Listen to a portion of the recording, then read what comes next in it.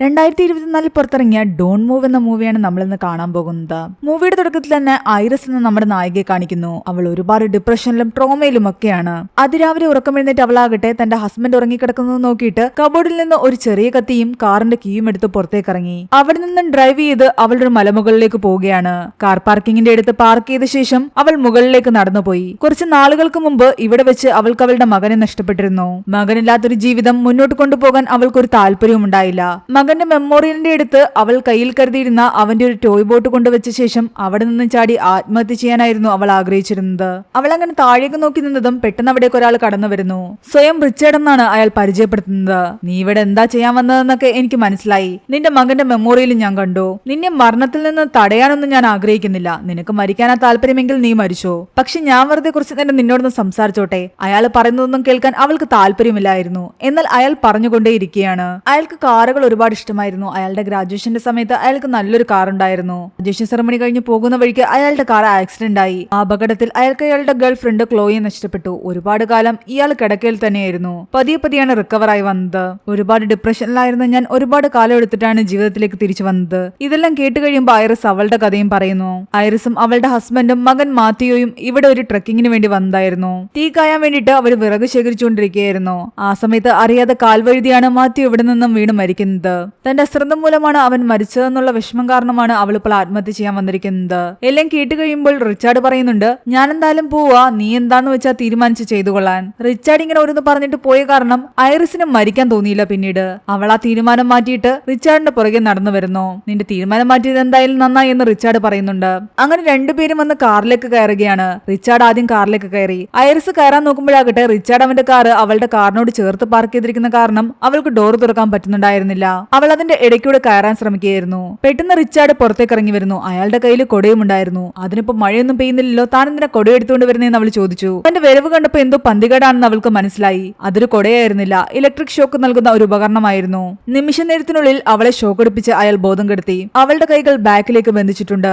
അവൾ ഒറ്റയ്ക്കാണെന്ന് മനസ്സിലാക്കി അവസരം മുതലാക്കി അവളെ തട്ടിക്കൊണ്ടു പോവുകയായിരുന്നു റിച്ചാർഡ്. ഇങ്ങനെയെങ്കിലും അയാളുടെ കയ്യിൽ നിന്ന് രക്ഷപ്പെടണമെന്നായിരുന്നു ഐറിസിന്റെ മനസ്സിൽ. പെട്ടെന്ന് അവൾ ഓർക്കുന്നുണ്ട് വീട്ടിൽ നിന്ന് താൻ ഇറങ്ങുമ്പോൾ എടുത്തു വെച്ച കത്തിയെപ്പറ്റി. അവൾ തന്റെ പോക്കറ്റിൽ നിന്നും പതിയെ കത്തിയെടുത്തിട്ട് കയ്യിലെ കെട്ട് മുറിക്കാൻ ശ്രമിക്കുന്നു. താൻ രക്ഷപ്പെടാൻ ശ്രമിക്കുന്നത് റിച്ചാർഡ് മനസ്സിലാക്കാതിരിക്കാൻ വേണ്ടിയിട്ട് അവൾ റിച്ചാർഡിനോട് സംസാരിക്കുന്നുണ്ട്. അവളെ എവിടെ നിന്നും കൊണ്ടുപോയി ഫാം ഹൗസിലെത്തിച്ച ശേഷം അന്ന് രാത്രി അവളുടെ കൂടെ ചെലവഴിക്കാനായിരുന്നു അയാളുടെ ഉദ്ദേശം. അവളാകട്ടെ തിരിച്ച് അയാളോട് അയാളുടെ എക്സ് ഗേൾഫ്രണ്ടിനെ പറ്റിയൊക്കെ ചോദിക്കുന്നുണ്ട്. നീ എന്റെ ഗേൾഫ്രണ്ടിനെ പറ്റിയൊന്നും ചോദിക്കേണ്ട, ഞാൻ വലിയ ഇമോഷണൽ ആവുന്നൊക്കെ അയാൾ പറയുന്നു. അയാളുടെ ശ്രദ്ധ തിരിച്ച ശേഷം അവൾ തന്റെ കയ്യിലെ കെട്ടഴിച്ചിട്ട് ബാക്കിലൂടെ കയ്യെത്തി അയാളെ ആക്രമിക്കുന്നു. ആ വാഹനത്തിന്റെ നിയന്ത്രണം തെറ്റി അതൊരിടത്ത് പോയി ഇടിക്കുകയും ചെയ്യുന്നു. ഡോർ തുറന്ന് പെട്ടെന്ന് ഐറിസ് അവിടെ നിന്നും ഇറങ്ങി ഓടുകയാണ്. എന്നാൽ പിറകെ വന്ന റിച്ചാർഡ് പറയുന്നുണ്ട്, നീ അധിക ദൂരം ഓടേണ്ട കാര്യമില്ല, കാരണം ഞാൻ നിനക്ക് ഓൾറെഡി ഒരു ഇഞ്ചക്ഷൻ എടുത്തിട്ടുണ്ട്. ഏകദേശം ഒരു 10-15 മിനിറ്റ്, അതിനുള്ളിൽ നീ കംപ്ലീറ്റ്ലി പാരലൈസ്ഡ് ആകും. നീ ഓടുന്തോറും ആ മരുന്നിന്റെ ശക്തി കൂടുകയും പെട്ടെന്ന് നീ വീഴാനുള്ള ചാൻസ് കൂടുകയും ചെയ്യും. ഇത് കേട്ടതും ഐറിസ് ആകെ ഞെട്ടി. എന്നാലും അവിടെ നിന്ന് രക്ഷപ്പെട്ടു പോകാതെ വയ്യ. അയാൾ പറയുന്നത് കേൾക്കാതെ അവൾ അവിടെ നിന്ന് ഓടി.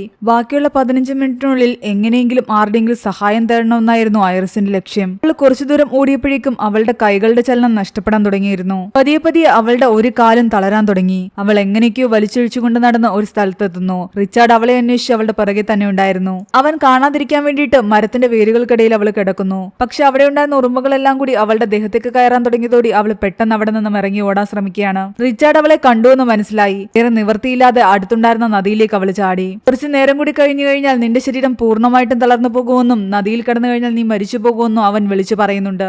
നദിയുടെ ഒഴുക്കിനനുസരിച്ച് ഐറിസ് പോയിക്കൊണ്ടേയിരിക്കുകയാണ്. എവിടെ നിന്നാണെങ്കിലും ഞാൻ നിന്നെ കണ്ടുപിടിക്കുമെന്ന് പറഞ്ഞിട്ടാണ് റിച്ചാർഡ് കരയിലൂടെ ഓടുന്നത്. കുറച്ചു ദൂരം കഴിഞ്ഞപ്പോഴേക്കും നദിയുടെ ഒഴുക്ക് ശക്തമായി. ഐറിസ് എങ്ങനെയൊക്കെയോ കരയ്ക്കടിഞ്ഞു. അവൾ തന്റെ വാച്ചിൽ നോക്കുമ്പോൾ 15 മിനിറ്റ് കഴിയാറായിരിക്കുന്നു. പതിയെ പതിയെ അവൾ കരയിലേക്ക് വലിഞ്ഞു വലിഞ്ഞു കയറി. അവസാനം അവളുടെ ശരീരം പൂർണ്ണമായിട്ട് പാരലൈസ്ഡ് ആയി. കണ്ണ് മാത്രമേ അനങ്ങുന്നുണ്ടായിരുന്നുള്ളൂ. അവിടെ അടുത്തായിട്ടുണ്ടായിരുന്ന ഒരു വീട്ടിലെ ആളാകട്ടെ അവിടെ പുല്ല് വെട്ടിക്കൊണ്ട് നിന്നതാണ്. അവളിങ്ങനെ കിടക്കുന്ന കണ്ടിട്ട് അയാൾ അടുത്തേക്ക് വന്ന് എന്ത് പറ്റിയെന്ന് ചോദിക്കുന്നു. എന്നാൽ അവളുടെ കണ്ണ് മാത്രമേ ചലിക്കുന്നുണ്ടായിരുന്നുള്ളൂ. അവൾക്ക് ശരീരം അനക്കാൻ കഴിയുന്നില്ല എന്ന് അയാൾക്ക് മനസ്സിലായി. അയാൾ ചോദിക്കുന്ന ചോദ്യങ്ങൾക്ക് എസ് ആണെങ്കിൽ അവൾ ഒരു തവണ കണ്ണ് ചിമ്മും, നോ ആണെങ്കിൽ 2 തവണ കണ്ണ് ചിമ്മും. അവളെന്തോ അപകടത്തിൽപ്പെട്ടതാണെന്ന് മനസ്സിലാക്കിയ അയാളാകട്ടെ അവിടെ നിന്നൊരു ട്രോളി കൊണ്ടുവന്ന് അവളെ വീട്ടിലേക്ക് കൊണ്ടുപോകുന്നു. എന്നിട്ട് അയാൾ അവളോട് സംസാരിക്കാൻ ശ്രമിച്ചുകൊണ്ട് നിൽക്കുമ്പോൾ വാതിൽക്കൽ ആരോ മുട്ടുന്നു. റിച്ചാർഡ് ആണെന്ന് അവൾക്ക് ഉറപ്പായിരുന്നു. തുറക്കരുത് എന്ന് അവൾ കണ്ണുകൊണ്ട് കുറെ തവണ ചിമ്മി കാണിക്കുന്നു. എന്തോ അപകടമാണെന്ന് അയാൾക്ക് മനസ്സിലായി. അയാൾ പെട്ടെന്ന് തന്നെ അവളെ സോഫയുടെ അടിയിൽ ഒളിപ്പിച്ച ശേഷമാണ് പോയി വാതിൽ തുറക്കുന്നത്. അത് റിച്ചാർഡ് തന്നെയായിരുന്നു. അയാൾ സ്വയം പരിചയപ്പെടുത്തുന്നത് ആൻഡ്രൂ എന്നാണ്.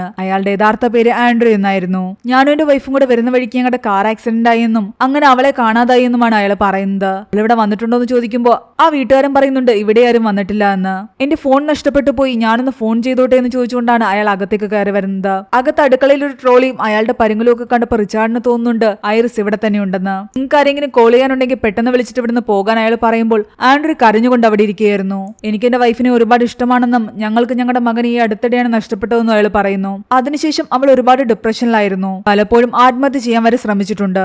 അതുകൊണ്ട് അവളെ കുറിച്ച് എന്തെങ്കിലും അറിയാമെങ്കിൽ എന്നോട് പറയണമെന്ന് അയാൾ കരഞ്ഞുകൊണ്ട് പറയുന്ന കണ്ടപ്പോൾ ആ വീട്ടുകാരൻ എന്തോ ഡൗട്ട് തോന്നുന്നു, ഇയാൾ പറയുന്നത് സത്യമാണെന്ന്.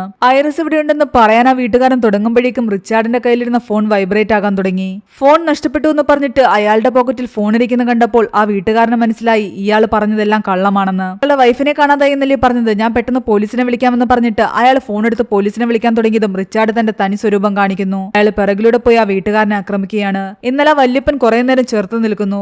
അവസാനം റിച്ചാർഡ് അയാളെ അടിച്ചിടുന്നു. തൽക്ഷണം അയാൾ മരിക്കുകയും ചെയ്തു. ഇതെല്ലാം കണ്ട് പേടിച്ച് അവിടെ തന്നെ കിടക്കുകയായിരുന്നു ഐറിസ്. എന്നാൽ അപ്പോഴും റിച്ചാർഡിന് ഐറിസ് അവിടെ ഉണ്ടെന്നുള്ള കാര്യം അറിയില്ലായിരുന്നു. ഐറിസിനെ കണ്ടെത്താനും പറ്റിയില്ല, ഇയാളെ കൊല്ലുകയും ചെയ്തു. തെളിവുകളൊന്നും ബാക്കി വെക്കണ്ട എന്ന് കരുതിയിട്ട് റിച്ചാർഡ് അവിടെ ഉണ്ടായിരുന്ന ഡീസൽ എടുത്ത് ആ വീട് മുഴുവൻ തളിച്ച ശേഷം തീ കൊളുത്തിയിട്ട് പോകുന്നു. ഐറിസ് അപ്പോഴും അവിടെ തന്നെ കിടക്കുകയായിരുന്നു. ഈ തീ പടർന്ന് താനും മരിക്കുമെന്ന് ഐറിസിന് മനസ്സിലായി. എങ്ങനെയെങ്കിലും റിച്ചാർഡിനെ തന്നെ വിളിച്ചേ പറ്റൂ. റിച്ചാർഡ് ആകട്ടെ ആ വല്യപ്പന്റെ വണ്ടിയും എടുത്തിട്ട് അവിടുന്ന് പോകാൻ നിൽക്കുകയായിരുന്നു. ഐറിസ് തന്റെ കൈ എങ്ങനെയൊക്കെയോ അനക്കി ആ ജനാൽക്കൽ ഉണ്ടായിരുന്ന വള്ളിയിൽ പിടിച്ച് വലിക്കാൻ തുടങ്ങി. വിൻഡോയുടെ അടുത്തുണ്ടായിരുന്ന സാധനം ഇങ്ങനെ കുലുങ്ങാൻ തുടങ്ങിയതോടുകൂടി റിച്ചാർഡിന് മനസ്സിലായി അതിനകത്ത് ഐറിസ് ഉണ്ടെന്ന്. അയാൾ പെട്ടെന്ന് തന്നെ വണ്ടിയിൽ നിന്നിറങ്ങി ഐറിസിനെ എടുത്തുകൊണ്ടുവന്ന് വണ്ടിയിലിരുത്തിയ ശേഷം അവിടെ നിന്നും കൊണ്ടുപോവുകയാണ്. നീ കാരണം വെറുതെ എനിക്ക് അയാളെ കൊല്ലേണ്ടി വന്നില്ലേ, ഞാൻ ഇന്നേ വരെ ആരെയും കൊന്നിട്ടില്ല.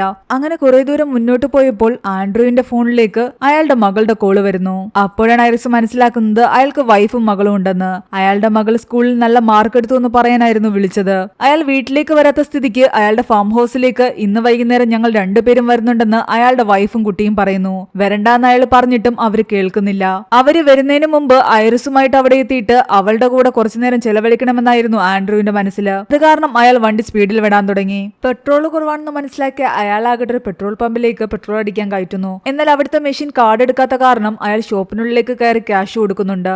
ആരോടെങ്കിലും സഹായം തരണമെന്ന് ഐറിസിനുണ്ടായിരുന്നു. അവൾ അവളുടെ കൈ പതിയെ അനക്കുന്നു. കുറച്ചുനേരം ശ്രമിക്കുമ്പോൾ കൈയും കാലും ഒക്കെ പതിയെ അനങ്ങാൻ തുടങ്ങി. അവൾ പതിയെ സീറ്റ് ബെൽറ്റ് ഊരിയ ശേഷം സൈഡിലേക്ക് ചരിഞ്ഞിരുന്നു, ആരെങ്കിലും തന്നെ ശ്രദ്ധിക്കുന്നുണ്ടോ എന്ന് നോക്കാൻ വേണ്ടി. അപ്പോൾ ഒരു കുട്ടിയാകട്ടെ കളിച്ചുകൊണ്ട് അവളുടെ അടുത്തേക്ക് വരുന്നു. അവളിങ്ങനെ അനങ്ങാതിരിക്കുന്ന കണ്ടിട്ട് ആ കുട്ടി അവളെ തന്നെ നോക്കി നിൽക്കുകയായിരുന്നു. ആ കുട്ടിയുടെ അമ്മയും വന്ന് അവളെ നോക്കുന്നു. പെട്ടെന്ന് ആൻഡ്രൂ വന്ന് വണ്ടിയിലേക്ക് കയറിയ ശേഷം വണ്ടി എടുത്തുകൊണ്ട് പോകുന്നു. ഐറിസിന്റെ ഇരുത്തം കണ്ടിട്ട് ആ സ്ത്രീക്ക് എന്തോ ഡൗട്ട് തോന്നിയിട്ട് അവര് പെട്ടെന്ന് ആരെയോ ഫോൺ ചെയ്യുന്നതും കാണിക്കുന്നുണ്ട്. കുറെ ദൂരം മുന്നോട്ട് പോയ ശേഷം ആൻഡ്രൂ ആകട്ടെ തന്റെ വണ്ടി ഇടിച്ചു കിടക്കുന്ന സ്ഥലത്തെത്തുന്നു. അയാൾ തന്റെ വണ്ടി സ്റ്റാർട്ട് ചെയ്യുകയും അവിടെ നിന്നും വലിച്ചെടുത്തുകൊണ്ട് പോകാനുമുള്ള ശ്രമത്തിലായിരുന്നു. എന്നാൽ ആ സമയത്ത് അവിടേക്ക് ഒരു പോലീസ് ജീപ്പ് വരുന്നു. നേരത്തെ കണ്ട ആ ലേഡി ആകട്ടെ പോലീസിനെ ഫോൺ ചെയ്ത് വിവരം അറിയിച്ചിരുന്നു. ഈ വണ്ടിയിൽ ആർക്കോ ഹെൽപ്പ് വേണമെന്ന് പറഞ്ഞിട്ട്. അത് ചോദിക്കാൻ വേണ്ടിയാണ് പോലീസുകാരൻ വന്നത്. ഐറിസ് അങ്ങനെ ഇരിക്കുന്ന കണ്ടിട്ട് അവർക്കെന്തോ പറ്റിയെന്ന് അയാൾ ചോദിക്കുമ്പോൾ ആൻഡ്രൂ പറയുന്നുണ്ട് അവളെന്റെ വൈഫാണെന്നും നന്നായിട്ട് മദ്യപിച്ചിട്ടിരിക്കുകയാണെന്നും. അയാളുടെ ID കാർഡ് ചോദിക്കുമ്പോൾ ആൻഡ്രൂ ആ കാർഡ് എടുത്ത് കൊടുക്കുന്നു. വണ്ടിക്ക് എന്ത് പറ്റിയെന്ന് ചോദിക്കുമ്പോൾ അത് തലേന്ന് രാത്രി ആക്സിഡന്റ് ആയതാണെന്നും ഞാൻ എന്റെ കൂട്ടുകാരന്റെ വണ്ടിയായിട്ട് ഇപ്പോൾ ഇവിടെ വന്നിട്ട് ഈ വണ്ടി എടുത്തുകൊണ്ട് പോകാൻ വന്നതാണെന്നും ആൻഡ്രൂ പറയുന്നു. ആൻഡ്രൂയുടെ സംസാരം എല്ലാം കേട്ട് കഴിഞ്ഞപ്പോൾ ആ പോലീസുകാരനും എന്തൊക്കെയോ ഡൗട്ട് തോന്നുന്നു. ആ പോലീസുകാരനെ എങ്ങനെയെങ്കിലും ഹെൽപ്പിന് വിളിക്കണമെന്നുണ്ടായിരുന്നു ഐറിസിന്. അവൾ പതിയെ തന്റെ കൈകൊണ്ട് ആ ഡോറിന്റെ ഗ്ലാസ് എങ്ങനെയൊക്കെയോ താഴ്ത്തി. പോലീസുകാരൻ അവളുടെ അടുത്തേക്ക് വന്നതും അവൾ പതിയെ എന്തൊക്കെയോ സംസാരിക്കാൻ തുടങ്ങി. അയാൾക്ക് മനസ്സിലാകാത്ത കാരണം അയാൾ ചെവിയോർത്തിരിക്കുകയായിരുന്നു. തന്നെ രക്ഷിക്കുമെന്നാണ് അവൾ പറഞ്ഞത്. പെട്ടെന്ന് അയാൾ തന്റെ പോക്കറ്റിൽ നിന്നും തോക്കെടുത്തതും ആ നിമിഷം തന്നെ ആൻഡ്രൂ അയാളുടെ തലക്കടിച്ച് വീഴ്ത്തിയിരുന്നു. അതിനുശേഷം അയാളെ എടുത്ത് ആ കാറിനുള്ളിൽ ഇരുത്തിയ ശേഷം ആ കാറ് ബ്ലാസ്റ്റ് ചെയ്യാനുള്ള പരിപാടിയെല്ലാം ചെയ്തിട്ടാണ് ആൻഡ്രൂ വന്ന് തിരിച്ച് കാറിൽ കയറുന്നത്. ഉള്ളിൽ ആ തക്കം നോക്കി ഐറിസ് ആകട്ടെ കാറിൽ ആൻഡ്രൂ വെച്ചിരുന്ന ഒരു സിറിഞ്ച് കൂടി എടുത്ത് ഒളിപ്പിച്ചു വെക്കുന്നു. അവസരം കിട്ടുമ്പോൾ അത് അയാളുടെ ശരീരത്തിലേക്ക് കുത്താമെന്നായിരുന്നു അവളുടെ ചിന്ത. ആ പോലീസുകാരന്റെ വണ്ടി ബ്ലാസ്റ്റ് ചെയ്യിച്ച ശേഷം അവിടെ നിന്ന് വണ്ടി എടുത്തുകൊണ്ട് ആൻഡ്രൂ പോകുന്ന വഴിയിലാകട്ടെ ആൻഡ്രൂവിന്റെ ശ്രദ്ധ തിരിക്കാൻ വേണ്ടിയിട്ട് ഐറിസ് ഓരോന്ന് സംസാരിക്കാൻ തുടങ്ങി. നിങ്ങൾക്ക് ആക്സിഡന്റ് ആയിട്ട് 2-3 മാസം ബെഡിൽ തന്നെ ആയിരുന്നു എന്നല്ലേ പറഞ്ഞത്. അതിനുശേഷം നിങ്ങൾ സ്ട്രോങ് ആണെന്ന് തെളിയിക്കാൻ വേണ്ടിയിട്ടാണ് എന്നെ പോലുള്ള പെൺകുട്ടികളെ എല്ലാം തന്നെ ഇങ്ങനെ തട്ടിക്കൊണ്ടുപോയി പീഡിപ്പിക്കുന്നത്. ഇത് കേട്ട് ആൻഡ്രൂവിന് ദേഷ്യം വരുന്നു. എനിക്ക് സ്ട്രോങ് ആണെന്ന് തെളിയിക്കേണ്ട ആവശ്യമില്ല, ഞാൻ പണ്ട് മുതലേ സ്ട്രോങ് തന്നെയാണ്. അവനെ ഇങ്ങനെ സംസാരത്തിൽ അഴുത്തി ഒരു അവസരം കിട്ടിയപ്പോൾ കയ്യിലുണ്ടായിരുന്ന സിറിഞ്ച് എടുത്ത് അയാളുടെ കാലിലേക്ക് കുത്തുകയാണ് ഐറിസ്. എന്നാൽ ആ സിറിഞ്ചിനുള്ള മരുന്ന് അയാളുടെ കാലിലേക്ക് തള്ളിക്കയറ്റാൻ അവൾക്ക് ശക്തി ഉണ്ടായിരുന്നില്ല. ചിരിച്ചുകൊണ്ട് ആൻഡ്രൂ ആ സിറിഞ്ച് വലിച്ചെടുത്തു. നിന്നെ കൊണ്ട് അതിന് പറ്റില്ല എന്ന് ഐറിസിനോട് പറയുന്നു. എന്നിട്ടൊരു നദിക്കരയിലേക്ക് ചെല്ലുകയാണ് അയാൾ. അവിടെ ഉണ്ടായിരുന്ന ബോട്ടിലേക്ക് അവളെ എടുത്ത് കയറ്റുന്നു. പതിയെ അവളുടെ കാലുകൾക്കും കൈകൾക്കും ശക്തി തിരിച്ചു കിട്ടാൻ തുടങ്ങിയിരുന്നു. എന്നാലും ആൻഡ്രൂവിനെ ആക്രമിക്കാൻ പാകത്തിന് അതായിരുന്നില്ല. നദിക്കപ്പുറത്തുള്ള ഫാം ഹൗസിലേക്കാണ് അവളെ കൊണ്ടുപോകാൻ അയാൾ തീരുമാനിച്ചിരുന്നത്. തന്റെ കൈ അത്യാവശ്യം അനങ്ങുന്നു മനസ്സിലാക്കിയ ഐറിസ് ആകട്ടെ അയാളോട് പറയുന്നുണ്ട്, എന്റെ പോക്കറ്റില് എന്റെ മകന്റെ അവസാനത്തെ ഓർമ്മയുണ്ടെന്ന്. അവന്റെ ആ ടോയ് ബോട്ട് അതെനിക്കൊന്ന് എടുത്തു തരണം, എനിക്കത് ഈ നദിയിൽ ഒഴുക്കണം. ഐറിസ് അങ്ങനെ പറഞ്ഞതിന്റെ പിന്നിൽ ഒരു ലക്ഷ്യമുണ്ടായിരുന്നു. കാരണം ആൻഡ്രൂവിന്റെ ബാക്കിലായിട്ടൊരു കത്തിയിരിക്കുന്നത് അവള് കണ്ടിരുന്നു. അത് എടുക്കാൻ വേണ്ടിയാണ് അവൾ അങ്ങനെ പറഞ്ഞത്.